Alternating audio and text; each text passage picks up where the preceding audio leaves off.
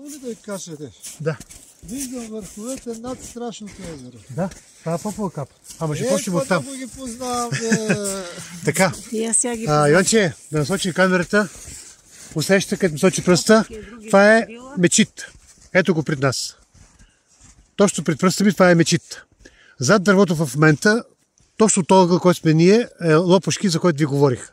Той сега не се вижда за дървото, но имаме много хубава видимост тук към Попова капа. Този, който е с широкия улей средата, това е Попова капа и долу в ниското, там където се вижда черната скала, под Попова капа, билото, което е долното, има една черна скала, точно там се намира Застонно-Сашното езеро, се казва.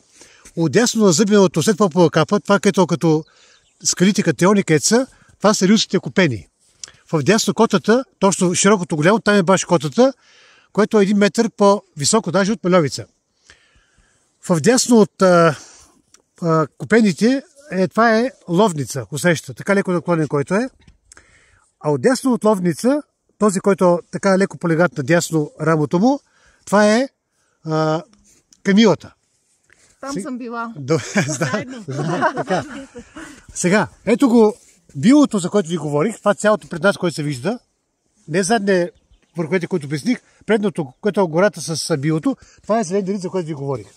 Отдолу, където се качва на зелен рид, и това продължава, ето го зелен рид, как изглежда, зелен рид, и усеща точно, където ми сочи пръста, са моите прекрасни, любими, пословични салони, за които говоря. Ето горе скалите. Така. И продължава зелен рид.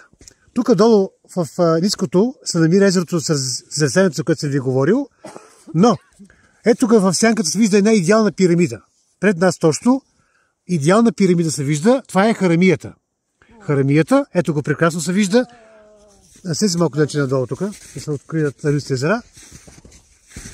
И ето го Харамията се вижда много ясно. И там вече продължава зелен рид. И тук долу, това е Молитвения връх. Ето го, пред нас точно. Ето точно тук черното скалата, където това е Молитвения връх. И зад него е, тук въдички за дърветата са хижата Рилски езера и целият периметър около Рилските езера. А така, между другото, тук, като се вземе малко... Да. Другата пирамида на края. Да, ето идеалната пирамида, Иванка. Идеалната пирамида от дъното, това е Отовица, за който говорихме, но това тук е ъгъла, който дойдохме преди малко. Сега по-долу се вижда вече и Лопушки, за който ви говорих. Значи и тук вляво се вижда за първия, който това е малък мечит. Там се откри сега в момента и той. Така че малък мечит, ето го мечит се вижда здравото, Лопушки, Попова капа, широкия улей, купените. Но и само ги приговаряме набързо. Ловница, Камилата, салоните, Харамията, Отовица в дъното, Молитвения връх и вече това са тук отдясно Рилските езера. А зад това цялото било, което се вижда пред нас, за който ви говоря, зад него се намират Урдени езера, прекрасните Урдени езера. Така че гледката тук е прекрасна, уникална и много хубаво се вижда всичко. А кое беше Камилата? Камилата, тук е този. Е това, да, дето се вижда, да. Е така и така. Това е Камилата, отляво на него Ловница. А това е Камилата.